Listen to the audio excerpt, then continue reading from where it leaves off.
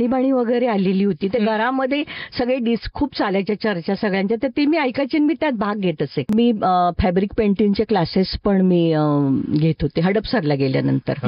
मधल्या काळात मुलगा पण परदेशात गेला धाकटा, मोठा आधीच गेला होता, त्याच्यामुळे एकदम पोकळी निर्माण झाल्यामुळे तिथे गेल्यानंतर त्यांनी माझं सगळं म्हणणं ऐकून घेतलं आणि ते म्हणाले, अरे तुम्ही कॉलेज का नाही जॉईन करत? मग शो करणं हा माझा स्वभावातच नसल्यामुळे जरा थोडं ते अशोकाचं सगळं बऱ्यापैकी ब्राह्मी लिपीत आहे.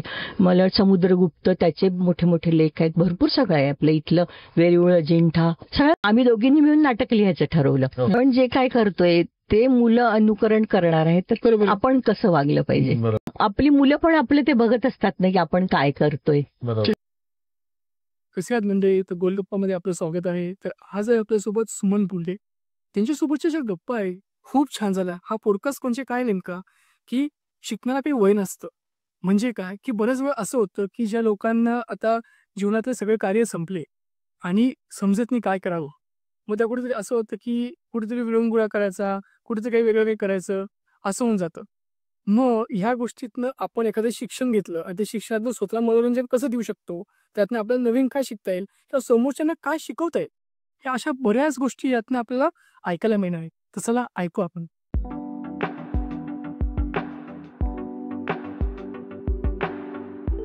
नमस्कार मंडळी, गोलगप्पावरती एक नवीन सब्जेक्ट सुमन अशोक पुंडे ह्या मॅडम आपल्यावर आलेले आहेत. तर हा विषय असा आहे की एक लहानपण हे एक छोट्याशा गावातून गेलेलं आहे. त्यानंतर लग्नानंतर मोठ्या शहरामध्ये आल्यानंतर शिक्षणाची आवड आणि शिकत राहण्याची जिद्द ह्या दोघांची संगत आणि शिवाय कंपॅनियन कडून मिळालेली मदत की तू शिकत राहा. तर तिथून काय अशा गोष्टी होऊ शकतात आणि शिक्षणाचा काय आयाम असा वाढू शकतो आणि त्याच्यात पण आपण किती रमू शकतो, तर ह्याबद्दल आपण डिस्कशन करणार आहे. तर नमस्कार. नमस्कार. तर आज आपण या विषयावरती बोलणार आहे की कशी सुरुवात झाली कारंजा या छोट्याशा गावातून आतापर्यंतचा प्रवास. तर चालू करूया. मला खरं अभ्यासाची आवड पहिल्यापासूनच आहे. म्हणजे खरं आजोबा ते म्हणायचे, तुझ्या हातात पुस्तक बघून आम्हाला कंटाळा आलाय आता. म्हणजे असं व्हायचं. त्यामुळे मला ही अभ्यासाची आवड पहिल्यापासूनच असल्यामुळे एम ए पर्यंतचं शिक्षण म्हणजे आधीच झालं होतं लग्नाच्या आधी. आणि नंतर मग लॉला पण ऍडमिशन घेतली होती, पण काही कारणांनी ते झालं नाही पूर्ण. पण मग घरामध्ये असं काहीतरी झालं की त्यामुळे डॉक्टरांनी असा सल्ला दिला की घराच्या बाहेर पडून तुम्ही काहीतरी करा. मग मिस्टरांना ऍड दिसली टीमवीची एमफिलची, मग ते म्हणाले हे तू कर. आणि मग त्यांच्या प्रोत्साहनाने मग मी एमफिल केलं. हो. आणि माझा विषय त्याचा हा असा राष्ट्रसेवा दल आणि राष्ट्रीय स्वयंसेवक संघ याचा तुलनात्मक अभ्यास हा होता. त्यामुळे खूप लोकांच्या मुलाखती, खूप ठिकाणी हिंडणं, त्यामुळे बऱ्यापैकी. खरं बालपण कसं गेलं कारंजामध्ये? काय असं विशेष होतं? वडील काय करत होते? वडील माझे इंजिनियर, ते पण इथे पुण्यातच शिकून गेले होते. आणि तिथे मुख्य म्हणजे दत्ताचं हे आहे, नृसिंह सरस्वतींचं जन्मस्थान आहे ते, दत्ताचे अवतार. तर ते माझे आजोबाच त्याचे अध्यक्ष आणि आजी ते सगळं बघायचे. त्यामुळे तिथली ती भजनं, कीर्तनं आणि सगळ्या त्या संस्कारामध्ये मी राहिलेली आहे, त्या सगळ्या धार्मिक संस्कारामध्ये वाढलेली. आणि शेजारी शाळेची आणि घराची भिंत एकच होती आणि ते कंकुबाई शाविकाश्रम, म्हणजे आता नंतर कंकुबाई गर्ल्स हायस्कूल झालं, पण त्या जैनांच्या पण सगळ्या रीती पद्धती, देवाचं सगळं त्यात पण आम्ही रमायचो. आणि सगळ्या मैत्रिणी जैन होत्या बऱ्यापैकी, त्यामुळे त्या अशा प्रकारच्या संस्कारामध्ये मी वाढली आहे. आणि अनेक उपक्रम पण तिथे असायचे, म्हणजे सांस्कृतिक कार्यक्रम व्हायचे, मोठे मोठे गायक यायचे, त्यांची पण गाणी ऐकलेली आहे. आणि मुख्य म्हणजे ते जे सुहास शिरवळकर आहेत, त्यांचे वडील आमच्या घरी आमच्या दूरच्या नात्यातले होते, तर ते कीर्तन करायला, कीर्तनकार होते. तर ते महिना आमच्या घरी राहायचे, ते त्यांची कीर्तनं आम्ही ऐकायचो. आणि त्यांचे काका जे होते ते राष्ट्रीय कीर्तनकार होते, तर ते सगळे क्रांतिकारक, देशभक्त ह्यांच्या सगळ्या कथा आम्ही कीर्तनात लहानपणापासून ऐकलेली आहे. वा. ग्रेट. हो. आणि सगळी चुलत भावंड, आते भावंड सगळे एकत्रित आम्ही असायचो, त्यामुळे सगळे मिळून आम्ही धमाल करायचो. म्हणजे ते सगळी ज्वारीची पोती, कापूस आणि ते सगळं भरलेलं असायचं आणि त्याच्यावर आम्ही आंधळी कोशिंबीर वगैरे खेळायचो. असं खूप छान आमचं बालपण होतं. मग त्याच्यातून काही गोष्टी अशा शिकल्या वगैरे आहे का, किंवा छोट्या छोट्या काही गोष्टी होत्या आणि आजोबांनी सांगितलं बघा ह्याच्यातून तुम्ही हे शिक्षण तुमचं झालं? हो, तर ते प्रत्येक गोष्ट आमचे आजोबा अगदी त्यांना नीट समजून सांगायचे की बाबा, म्हणजे आम्ही असंच एकांना 10,000 रुपये गोळा करून दिले. एक व्यक्ती आली होती, ती म्हणे मी तुम्हाला हे शिकवतो, आणि ते अमरावतीला परत गेले आणि आम्ही पैसे गोळा करून त्यांना दिले आणि तो माणूस परतच आला नाही. तर मग आमच्या आजोबांनी आम्हाला सांगितलं की आता हा जो अनुभव आहे फसवण्याचा, हा खूप स्वस्तात तुम्हाला मिळालेला आहे, फक्त 10 रुपये गेलेत तुमचे, म्हणजे याच्या पुढे तुम्ही आता लक्षात घ्या की अशा पद्धतीनं अनोळखी माणसाला विश्वास ठेवून पैसे द्यायचे नाही. म्हणजे ते प्रत्येक गोष्टीतनं ते शिकवण आम्हाला द्यायचे. आणि त्या गोष्टीमुळे मग असं ज्याला म्हणू आपण सरळ बघण्याचा नाही, ब्रॉड असा तो, आणि फक्त काही खेळा हे असं करा नाही, तर ह्या प्रबोधनातनं त्यांच्या आम्ही शिकत आम्ही.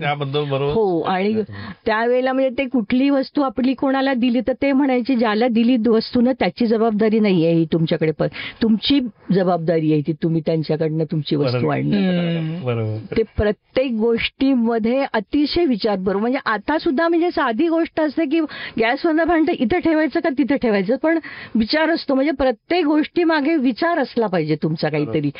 उगीच काहीतरी कुठली गोष्ट कधीच करायची नाही, असा ही एक शिकवण खूप मोठी त्यांच्याकडनं आम्हाला मिळाली. म्हणजे लहानपणापासून काही लेसन असे खूप चांगले मिळाले की जे आता होतं. हो. माझी आजी पण तशीच होती. म्हणजे जरी चूल होती आमच्याकडे, चुलीवर पातेलं जरी तिरकं बसलं ना तरी ती म्हणायची की तुम्ही जर असं ड्रॉइंग काढलं तर ते तुमचे मास्तर तुम्हाला देतील का मार्क. म्हणजे इतकं ते बघण्याची दृष्टीच सगळीकडे एकदम नीटनेटकेपणा पाहिजे. हो. प्रत्येक गोष्टीमध्ये व्यवस्थितपणा तो पाहिजेच. वडील पण आमचे तसेच होते. आणि आमची आई मात्र साधी होती खूप. ती पण खूप तिच्यातलं पण ड्रॉइंग, गाणं हे माझ्यात आलेलं आहे. मग त्यानंतर मग आता लग्नाच्या आधी तुम्ही शिक्षण कुठपर्यंत झालं म्हणून सांगितलं तुम्ही? MA पर्यंत झालं. MA राज्यशास्त्र, पॉलिटिक्स मध्ये. त्याच्यात करायचं म्हणजे उत्सुकता कशी झाली किंवा काय? ती एक मला आवड होती त्यावेळेला. आणि मला वाटतं त्या सुमाराला मग त्याच्या आधीच 75 काहीतरी आणीबाणी वगैरे आलेली होती. ते घरामध्ये सगळे डिस्क खूप चालायच्या चर्चा सगळ्यांच्या, तर ते मी ऐकायचे आणि मी त्यात भाग घेत असे.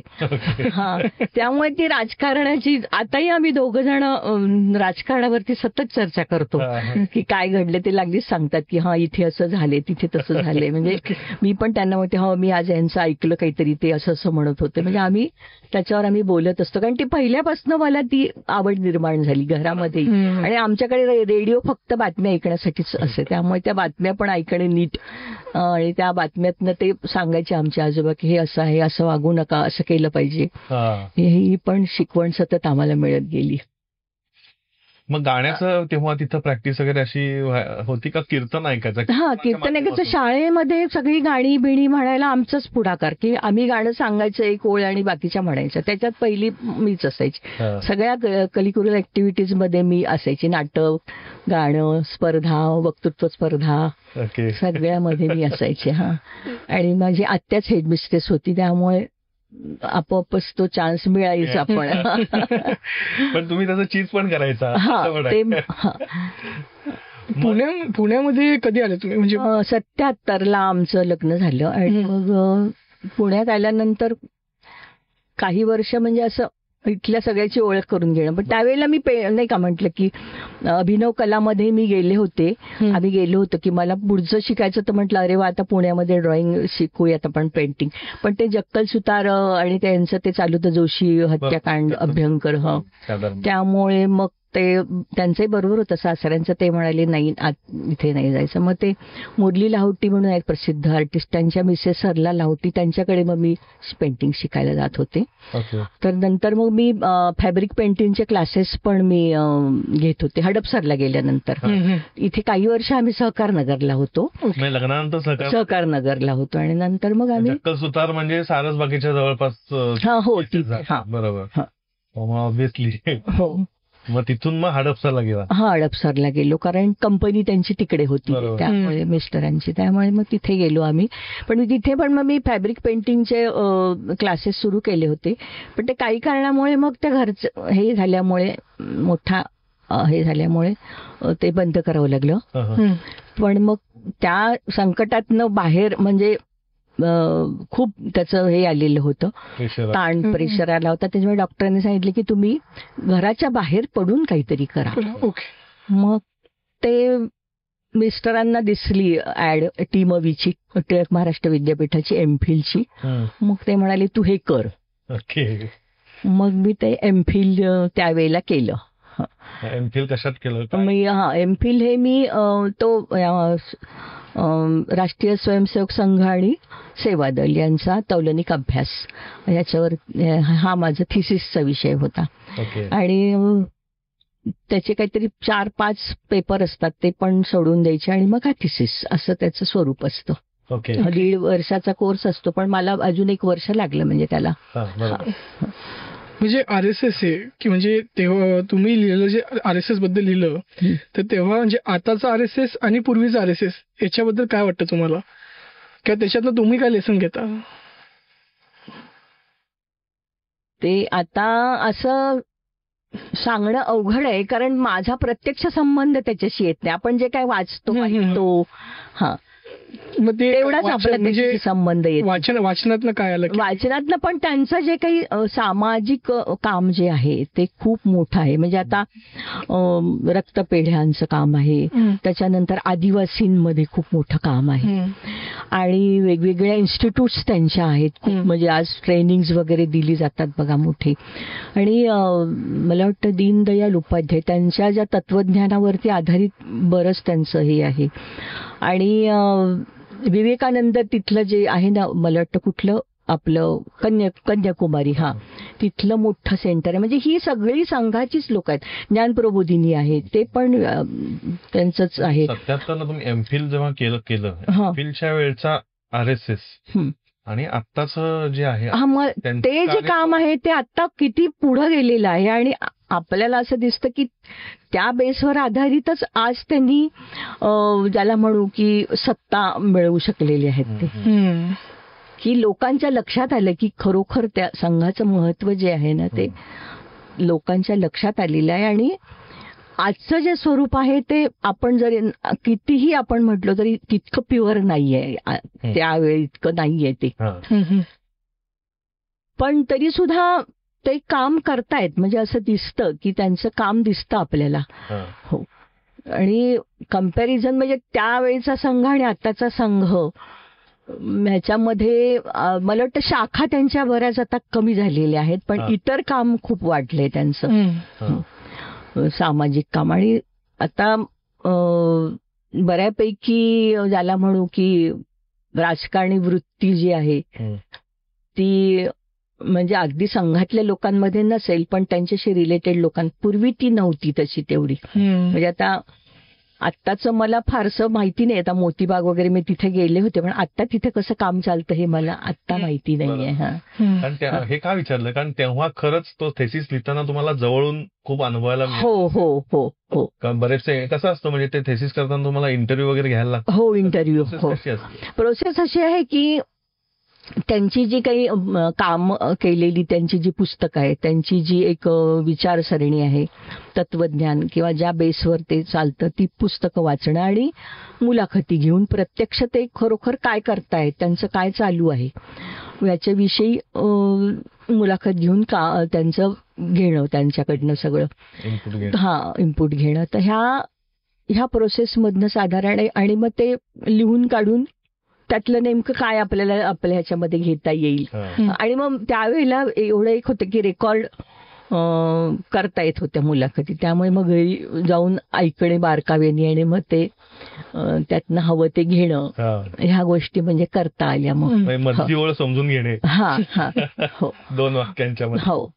पण म्हणजे असं लक्षात आलं की ते खरोखरीच प्रामाणिकपणे काम करणारे आहेत ते. आणि त्यांनी जी भविष्य वर्तवली त्यावेळेला आत्ताच्या ह्याची, ती बऱ्यापैकी इथे खरी होताना दिसते आपल्याला, की काय होणार आहे पुढं ह्या देशाचं. तर ते खरोखर ते जे काय त्यावेळेला त्यांची म्हणत होती ती लोक मोठी, ते आता खरंच म्हणजे पाकिस्तान विषयी वगैरेच्या गोष्टी त्यावेळेला त्यांच्या त्या बोलण्यामधनं सगळं यायचं. तर ते आता बऱ्यापैकी खरं झालेलं आपल्याला दिसतं. ते कार्य व्यवस्थित त्या पद्धतीनं स्टेप गुंफून एका व्यवस्थित ते नेतो. ओके. तर आता आणि काय झालं की थिसिस मी तो त्यावेळेला केला, पण माझं काम वेगळ्याच याच्यात गेल्यामुळे मी आता ते तेवढं पूर्ण मला नीट त्याच्याविषयी सांगता नाही येणार. मग एमफिल झाला, मग त्यानंतर मग माझ्या 2 मैत्रिणी होत्या, स्वाती खळदकर आणि शीला जोगळेकर. त्यांनी मला विचारलं की आपण बालभवन आम्ही सुरू करतोय, तू येशील का आमच्या बरोबर? म्हटलं हो येईन मी, नक्की ये. तर मग आम्ही तिघींनी मिळून तिथं हडपसरला बालभवन सुरू केलं आणि आमच्या बरोबर मदतनीस होत्या आणखीन.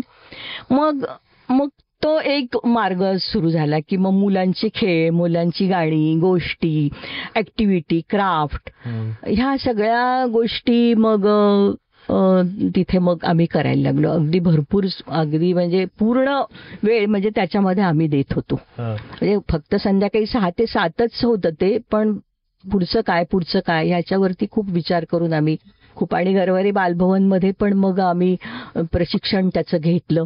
तिथलं खूपच सपोर्ट आम्हाला मिळाला. फार छान. शोभाताई भागवतांचा अतिशय फारच कोऑपरेटिव्ह, म्हणजे इतकं सहकार्य, म्हणजे खरोखरी खूपच चांगलं. म्हणजे मला तर ते बाल विद्यापीठ वाटतं.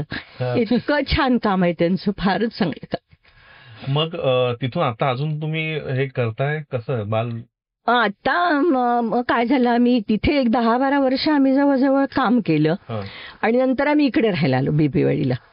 हा. मग तिथे पण मी सुरू केलं होतं बालभवन, पण काही कारणाने नाही जमलं मला ते. मग त्यानंतर मधल्या काळात मुलगा पण परदेशात गेला, धाकटा. मोठा आधीच गेला होता, त्याच्यामुळे एकदम पोकळी निर्माण झाल्यामुळे मग मी पेंटिंगकडे वळले. मग BFA केलं. BFA ची काय कहाणी आहे? BFA ला म्हणजे मुलगा ह्याच्यात जातो म्हणजे साधारणतः 50 मध्ये. हो 50. हो 50 मध्ये. त्यावेळी मग आम्ही पुष्कळ पाहिले. मी ड्रॉइंगचे क्लासेस वगैरे. सुधाकर चव्हाण ते प्रिन्सिपल होते, त्यांच्याकडे मी शिकायला जात होते. आणि मिलिंद मुळीक, विलास कुलकर्णी, त्यांच्याही मी वर्कशॉपला जात होते. पण मला असं रोज शिकवणारं कोणीतरी पाहिजे होतं, की रोज जाऊन मला क्लास पाहिजे होता.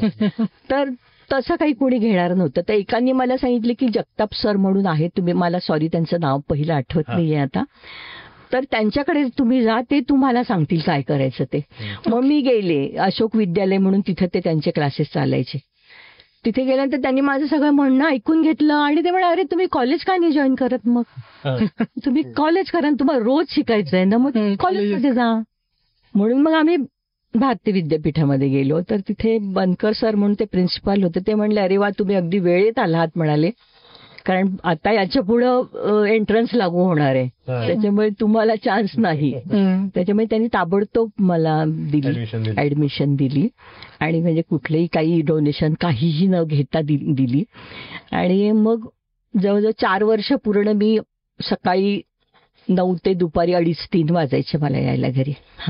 तर तो पूर्ण वेळचा मी तो डिग्री ती घेतली पूर्ण वेळची. हो. आणि जवळ म्हणजे अशी 18, 19, 20 वर्षाची मुलं आणि मी 50ची त्यांच्यामध्ये. सुरुवातीला जरा ते पण मला माझ्याशी बोलायला घाबरायचे, मलाही असं नाही. पण नंतर ते खूप सगळे एकदम, म्हणजे डबा घेऊन जायचं तर मला एक 5-6 पोळ्या घेऊन जायला लागायच्या, एवढा मोठा भाजीचा डबा. आणि 2 पोळ्या आणि भाजी मी माझी वेगळी काढून घेणार, बाकीची त्यांना देऊन टाकायची. म्हणजे खूपच सगळ्या बाबतीमध्ये. तुम्हाला काय म्हणून म्हणायचे तेव्हा? काकूच म्हणायचे. हो सगळे काकूच म्हणायचे. उद्या हा डबा पाहिजे बरं का? नाही ते, हो नाही, मग ते घेऊन जायचे ना. म्हणजे असं हे होतं की ते कामामध्ये लक्ष ना, बर की काकूंचा डबा आलाय का असं ते. आणि मग छान, म्हणजे मी त्यांच्यात खूप मिसळून गेले मला. आणि तो 4 वर्षांचा अनुभव आहे ना, तो खरोखर इतका छान आहे की तरुणांमध्ये राहिल्यामुळे मला म्हणजे ती थोडक्यात ती पोकळी जी आहे हो ती पूर्ण पूर्ण हो हो हो पूर्ण भरून भरून आली. हो मग आता कोण कॉन्टॅक्ट मध्ये आहे का तिथले? हो आहेत ना, ग्रुप आहे आमचा. हो हा. हो. आणि मला घेतले त्यांनी सामावून त्यांच्यामध्ये. म्हणजे त्यांना आता मी वेगळी वाटतच नाही. बरं. आम्ही एकदा मध्ये भेटलो पण होतो सगळे, करोनाच्या आधीच थोडे दिवस आधी भेटलो होतो. ओके. हा. मग त्याच्यामध्ये तुम्ही काय शिकला? म्हणजे तिथं वेगळं काय असं होतं की हा. पेंटिंगचं काय? हा तिथे म्हणजे बेसिक पासनं, म्हणजे तुम्ही एखादी वस्तू बघितल्यानंतर ती 3D पूर्ण ते चित्र कसं काढायचं ह्याची पूर्ण प्रोसिजर, पोर्ट्रेट त्याची प्रोसिजर, रंगांचं रंगसंगती किंवा रंगांचं सगळं हे, तर सगळ्या गोष्टी थ्रूआउट तिथे त्या शिकल्या गेल्या. हा. ओके. आणि मला ती जी काही त्याची दृष्टी जी यायला पाहिजे एखाद्या चित्राची, ती माझ्याकडे आली नाही. तर मी आपलं कॉपी वर्क करत होते. हम्म. आणि मला जरी ड्रॉइंग येत असलं तरी तेवढं ते ज्ञान नव्हतं. ते पूर्ण डेप्थ म्हणजे खोलवर ते मला तिथे मिळालं. मग त्यानंतर मग असं काय एक्झिबिशन वगैरे लावलं तुम्ही हे ड्रॉइंग वगैरे का? नाही त्याचं तेवढं मला ते शो करणं हा माझा स्वभावातच नसल्यामुळे जरा थोडं. पण मी अजूनही माझं चालू असतं काम. हा. वॉटर कलर मी करते. माझं थोडंसं फ्रोझन शोल्डरचा प्रॉब्लेम असल्यामुळे मी हलकं करते. हा. आणि कोणी काही सांगितलं तर ते करून देते. ओके. हो मग त्याच्यात चालू असतं काम. मेन कशात तुमचं प्रावीण्य आहे? Water colour, water colour. Floral. हा हा ओके. हा. मग एमफिल ड्रॉइंगचं झाल्यानंतर 4 वर्षाचं पूर्ण शिक्षण झाल्यानंतर नंतर काय तुम्ही हे केलं? कुठली डिग्री का? एक संपलं की हा. हे. तर त्याच्यामध्ये एक जण होती ती मैत्रीण, तर ती माझ्या मागं लागली की काकू इंडॉलॉजी मला करायचंय, पण त्या काकू असल्या तरच तुला ऍडमिशन देईन म्हणून सांगितलं आईनी.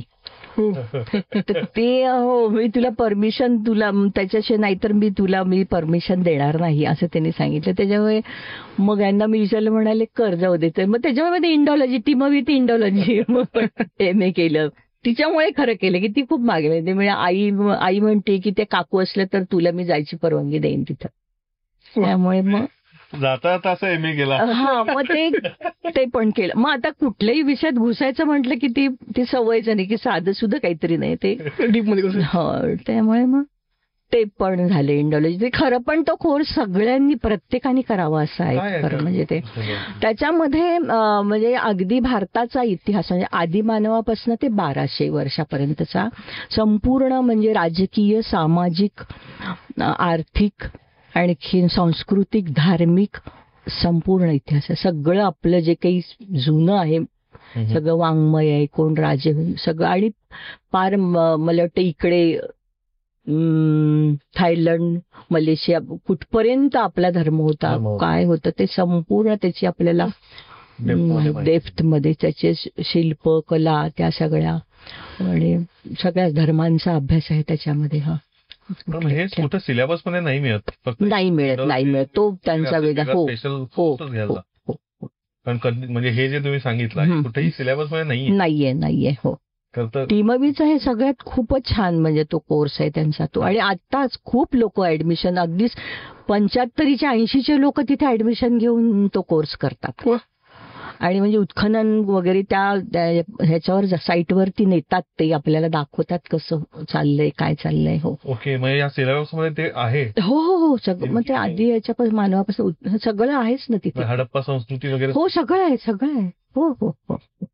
नालंदा इन्स्टिट्यूट वगैरे सगळ्या गोष्टी. हो सगळंच. बुद्ध धर्म, जैन धर्म सगळं, हिंदूंचं तर सगळं किती साहित्य, ते संस्कृत, आणखीन ब्राह्मी लिपी सगळं जे काय आहे ते अशोकाचं सगळं बऱ्यापैकी ब्राह्मी लिपीत आहे. मला समुद्रगुप्त त्याचे मोठे मोठे लेख आहेत, भरपूर सगळं आहे. आपलं इथलं वेरूळ, अजिंठा सगळाच अभ्यास आहे त्याच्यामध्ये. तिथं प्रॅक्टिकली तुम्हाला घेऊन जायचे दाखवायला? हो ट्रिप्स काढतात ते. मध्ये भरपूर अशा उपक्रम होत आहेत. हो असं खूप होतं. हो. खरे सर म्हणून आहेत, एक भालेराव मॅडम म्हणून आहेत, आणि दुसरे ते भांडारकर इन्स्टिट्यूटचे श्रीनंद बापट. हा आणखीन बरेच आहेत, श्रीकांत प्रधान म्हणून आहेत, बरेच आहेत हे लोक, चांगली चांगली लोक आहेत ती. म्हणजे आणि व्हिजिटर लेक्चरर्स पण खूप येतात आणि ते त्यांचे मुद्दाम बोलवतात, ते कोण कोण काय अभ्यास सध्या चालू आहे त्याचे पण तिथे हे असतात. आता मी सध्या काही जात नाही तिथे, पण मैत्रिणींकडनं ह्याच्याकडनं मला कळत असतं. म्हणजे आणि बऱ्याच जणांनी, माझ्या मैत्रिणी पण एक 50 नंतर ड्रॉइंगची पण घेतलं, पण तिने डिप्लोमा घेतला आणि आता परत इंडॉलॉजी पण तिने केलं. मग तुम्ही ह्या सगळ्या गोष्टींवर काही लिखाण किंवा काही म्हणजे असं काही करताय की लिखाण करताय, किंवा एखादं कोणतं पुस्तक वाचलं त्याच्यावर काहीतरी पोवाडा लिहायचं म्हटलं किंवा एखादं काहीतरी वेगळं लिहायचं म्हटलं? हा, आता मी मध्ये आम्ही ह्याच्यामध्ये विवेकानंद विचार मंच म्हणून आहे आमच्या इथे बिबेवाडीला, तर त्यांच्यातर्फे व्याख्यानं होतात विवेकानंदांच्या जन्मतिथी आणि पुण्यतिथीच्या दरम्यान. तर त्याच्यामध्ये आत्ताच जे काही वर्ष होतं, गेलं वर्ष झालेलं, ते अहिल्यादेवी होळकरांचं जन्मशताब्दी वर्ष होतं. तर त्यानिमित्त त्यांच्यावरती एक व्याख्यान आम्ही ऐकलं. ते कोण, सुनील देवधर म्हणून त्यांनी. तर ते मला इतकं डोक्यात माझ्या भिनलं ते, की म्हटलं नाही, ह्याच्यावर काहीतरी केलं पाहिजे आपण अभ्यास.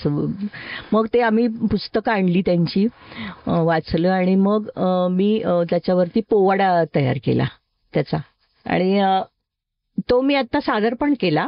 आणि आता अजून एक काम तुम्हाला सांगायचं की बालप्रबोधिनी म्हणून मुंबईची एक संस्था आहे, तर तिचं आत्ताच म्हणजे हे आहे की त्यांनी एक स्वतः कोर्स तयार केलेला आहे. ते भाऊ म्हणून एक आहेत त्यांचे प्रमुख. तर त्याच्यामध्ये स्वतः मुलांनी एकाग्र होऊन आपला स्वतःचा अभ्यास कसा करायचा याचं ट्रेनिंग ते देतात. आणि ते 15 सेशन्स आपण कुठल्या तरी शाळेला अप्रोच व्हायचं आणि त्यांना सांगायचं की असं असं आहे आणि प्लीज तुम्ही ठेवाल का हा कोर्स आमचा. तर एका शाळेमध्ये मी 1 वर्षभर तो 15 सेशन्स मी घेतले एका वर्षी. तर मुलांना खरोखर त्याचा इतका उपयोग होतो. म्हणजे खेळ, वेगवेगळी गोष्टी, वेगवेगळ्या हे काय म्हणू, तक्ता असतो, काही ऍक्टिव्हिटी असतात आणि त्याच्या थ्रू ते मुलांना एकाग्र तुम्ही कसे व्हा, तर त्याचं मी ट्रेनिंग घेतलं. त्याच कार्यक्रमात मी तो पोवाडा सादर केला. मग वयोमर्यादा काय असते त्या पोरांची? 6वी ते 7वीचा साधारण तो वयोगट धरला जातो. पण आता त्यांनी 10वीचा पण सुरू केलेला आहे, कारण 9वी 10वीच्या मुलांना, 8वी 9वी 10वीच्या मुलांना पण त्याची गरज आहे असं लक्षात आलं. एकाग्रता वाढेल ते पण घेतात आणि छान कोर्स आहे तो पण मी केला. आणि ते पण मी जाऊन शाळेमध्ये तासभर त्यांचा जो एक पिरियड असतो 40-45 मिनिटाचा, तेवढा तो शिकवत. पण मुलं ती दुसऱ्या आठवड्यातल्या दिवसाची वाट बघतात की हे कधी येणार. ते खूप महत्वाचं आहे. हो, अतिशय मुलांना तो आवडतो आणि त्याचा परिणाम होतो. ते सांगतात की आमचा अभ्यास कसा सुधारला. हुशार मुलाला तो पुढे जातोच, पण थोडंसं कमी असलेल्या मुलाला पण त्या लेवलला नेऊन ठेवणे हे खरंच महत्वाचं. आणि ते खूप त्यांचा चांगला उपक्रम आहे तो. तर ते माझ्या मैत्रिणीमुळेच मी तिथे गेले. ती म्हणली तुला आवड आहे ना, मग ये तू, हे छान, तू चांगलं शिकवशील म्हटलं. आणि मग मी ते केलं आणि खरंच छान मुलांच्याकडनं आपल्याला रिस्पॉन्स मिळतो, खूप छान मिळतो. आणि त्यांची त्यांनी जो काही तो अभ्यासक्रम तयार केलाय ना 15 सेशन मधला, तो इतका छान आहे की तो मुलांना आवडतोच, तो अगदी आवडतो. आणि ती गरज आहे आत्ताची, कारण मोबाईल हे ते मुलं एकदम डिस्ट्रॅक्ट खूप झालेली असतात. तर त्यांच्यासाठीचा तो अगदी आवश्यक असा अभ्यासक्रम आहे तो. आणि तुम्ही मग संगीताची आवड कशी जोपासली? ती संगीताची आवड माझ्या आईलाच गाणं येत होतं. माणिक वर्माची वगैरे गाणी माझी आई म्हणायची, त्यामुळेच ती आवड निर्माण झाली. आणि असं भजनाचे क्लास वगैरे मी करतच होते. पण मग इकडे आल्यावरती मला एक चांगल्या गुरु मिळाल्या आणि त्या गायत्री गोखले म्हणून. मग त्यांच्याकडे मी सध्या गाणं शिकतीये. म्हणजे हो शिकतीये मी गाणं. एक 5-6 वर्ष झाली, करोनाच्या आधी मला पासनं. आधी वृंदा चुनेकर म्हणून त्यांच्याकडे शिकवत होते. ते पण मैत्रिणीमुळेच. मग ती म्हणाली की चल तू तिथे, म्हणून मग आम्ही जायला लागलो. आता विशारद कधी? नाही, विशारद म्हणजे असं काही त्यांच्या त्या याच्या एक संस्था आहे, त्यांच्या त्या परीक्षा असतात. म्हणजे ज्यांना आपलं ही कला जोपासता आली नाही, गाण्याची आवड आहे आणि आता वेळ मिळालाच नव्हता, तर आता वेळ आहे, आता सगळ्या जबाबदाऱ्या संपलेल्या आहेत संसारातल्या. तर मग अशा वेळी मग मग आपली गाण्याची आवड जोपासण्यासाठी म्हणून त्यांनी ते सुरू केलंय. ऑनलाईन असतात क्लासेस? नाही, जाऊन असतात म्हणजे तिथे. तिथं बिबवेवाडीमध्ये? हो, बिबवेवाडीमध्ये. ओके. आणि मग त्या छोट्या छोट्या परीक्षा ठेवल्या की कसं मग त्या दृष्टीने अभ्यास तयारी होते ना, म्हणून मग त्यांनी. म्हणजे कंटिन्युअस अभ्यास होत राहते कोणत्या ना कोणत्या हो गोष्टीचा. हो हो हो. म्हणजे अभ्यास काय सुटलेला नाही. करतायत. हो. फील्ड कोणती असो आणि हं? फील्ड कोणती असो, पॅशन वेगळी असो, हो पण हो करत राहणे महत्वाचं. हो, करत राहणे. हो. मग आजची जी पिढी आहे किंवा जी व्यक्ती की जिला असं वाटतं की हा आता संपलं, शिक्षण झालं, आता काही नाही, आता घरी बसलोय, त्याला काय एक लेसन देऊ शकता तुम्ही की काय करू शकता तुम्ही किंवा काय असं? नाही, तुम्हाला जे चांगलं दिसतंय ते घेत राहा आणि तुमच्याकडे चांगलं आहे ते देत राहा. म्हणजे आपोआपच तुमचा वेळ चांगला, म्हणजे कुठे कोणाला काही हवं आहे तर मग आता मला माझ्यामध्ये आहे, मी दिग्दर्शन करू शकते, मी लिखाण करू शकते. तर आता मी माझ्या ज्या हे ग्रुप आहे माझा, तो गणपती उत्सवामध्ये आम्ही मग नाटक घेतलंय लिहायला आणि आता मी बसवतीये. म्हणजे मग त्यांनाही जी आवड आहे ती पण त्यांची जोपासली जाते आणि माझ्याकडे जे काही आहे ते मी त्यांना देते आणि त्यांच्याकडे जे चांगलं आहे ते त्यांना तिथे स्टेजवर परफॉर्म करायला संधी पण मिळते.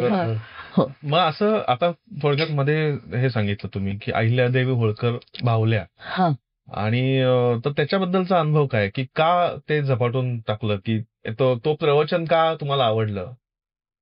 ते म्हणजे असं लक्षात आलं की अहिल्यादेवींविषयी फक्त काय आहे की बाबा घाट बांधली, देवळं बांधली, काही सोरटी सोमनाथ असे, रामेश्वर, त्याचा उद्धार केला, काशी विश्वेश्वर वगैरे.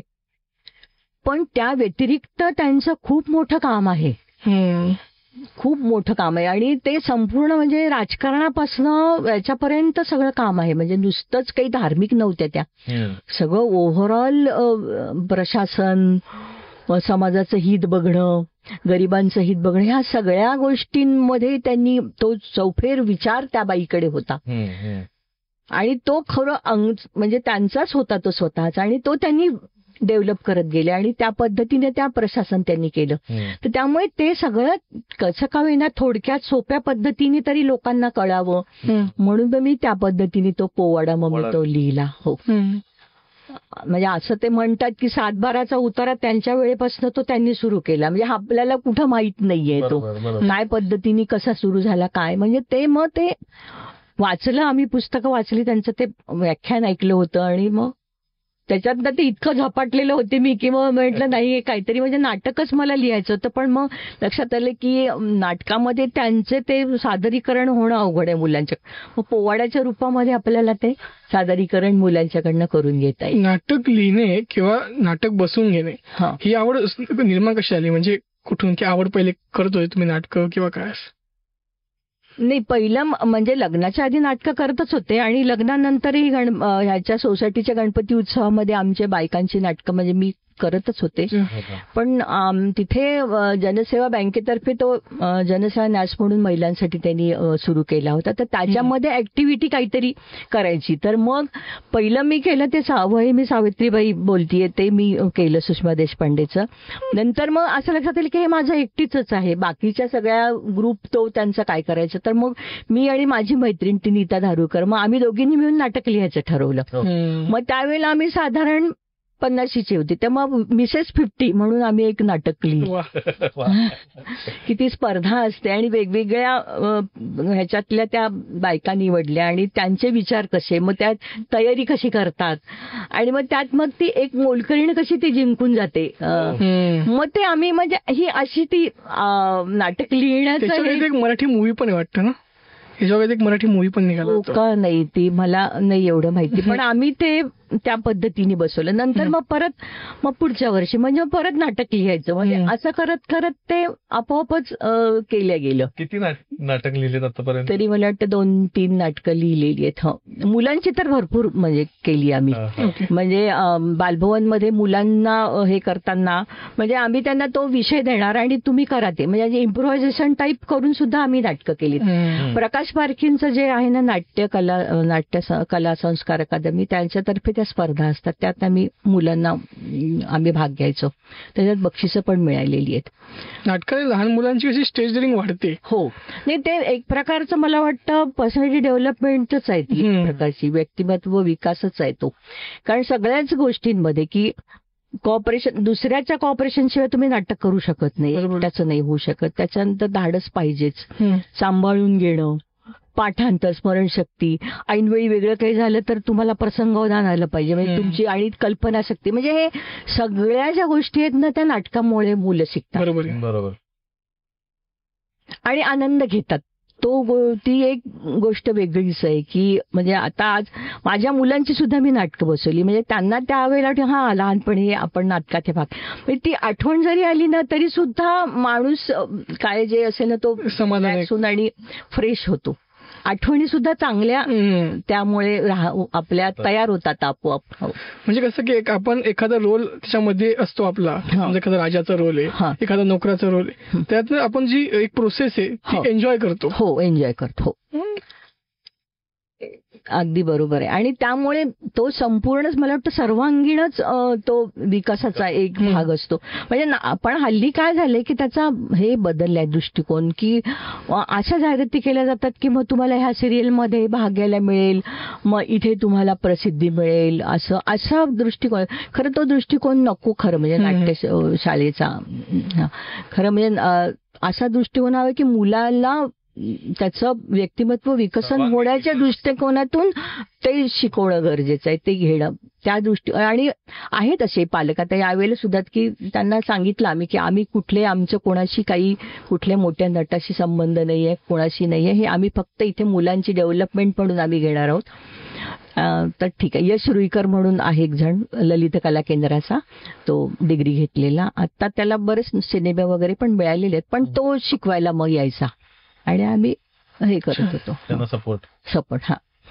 तर ते सगळंच सूर, ताल, हे सगळ्याच गोष्टी, वेगवेगळे गेम्स असतात, ते त्याच्यातून मग ते मुलांना छान, आणि मुलं एन्जॉय करत हे आपोआप शिकतात. म्हणजे त्यांना कळत पण नाही की आपल्याला एवढं सगळं मिळालंय. बरोबर. आणि आम्ही पण शिकत असतो, म्हणजे त्यातनं मुलांमध्ये देवाणघेवाणच आहे ही, आपणही सतत शिकतच राहतो, अनेक गोष्टी मुलांकडनं आपण शिकतच राहतो. आणि यात खरं सांगायचं म्हणजे ह्या सगळ्या गोष्टी त्यांच्यामुळे, मिस्टरांमुळे आहे, संपूर्ण सपोर्ट, अगदी सगळ्या मदत, आणि प्रत्येक गोष्ट मी काही लिहिलं तरी मी त्यांना दाखवते की हे बघा काय आहे, किंवा हे असं करायचं, तर तसं त्यांचं सगळं सल्ला आणि मदत आणि हे सगळ्याच गोष्टी त्यांच्याकडनं मला संपूर्ण सपोर्ट मिळतो. म्हणूनच मी ह्या सगळ्या गोष्टी करत आले. हो. मग आता वेगवेगळे आता उपक्रम करता दोन गोष्टी आपण जर बघितल्या तर, कारण तुम्ही जनरेशन बरेच अशा बघितलेल्या आहेत, तर लहान जी मुलं आता घडतायत, आताची जी पिढी आहे, लहान मुलं, ते आता पुढचे फ्युचर होणार आहे, तर त्यांच्यासाठी काय तुम्हाला दिसतंय आणि आतापासून त्या पोरांनी किंवा पालकांनी काय प्रिपरेशन करायला पाहिजे? आणि शिवाय दुसरी हे म्हणजे एक 40-50 म्हणजे जसं मुलं शिकून पुढे गेली, त्यानंतर जी पोकळी असते ती कशी भरून काढता येते आणि त्यानंतर कसं एन्जॉयमेंट लाईफ मध्ये तुम्ही ठेवलं, ह्याबद्दल तुम्ही सांगा, या दोन गोष्टींबद्दल. नाही, आता मुलांच्या बाबतीत तर म्हणू की त्यांना अट्रॅक्शन्स खूप आहेत वेगळी वेगळी, की ज्याच्यामुळे ते डिस्ट्रॅक्ट होऊन भलत्याच गोष्टी ते शिकतील म्हणून. बरोबर.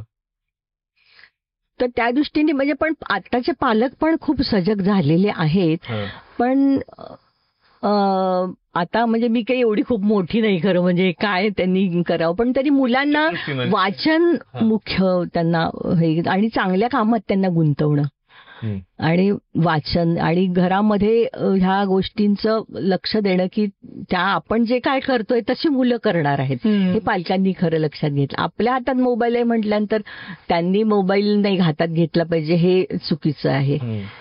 तर ही पालकांनी काळजी घ्यायला पाहिजे की आपण जे काय करतोय ते मुलं अनुकरण करणार आहेत, तर आपण कसं वागलं पाहिजे. बरोबर.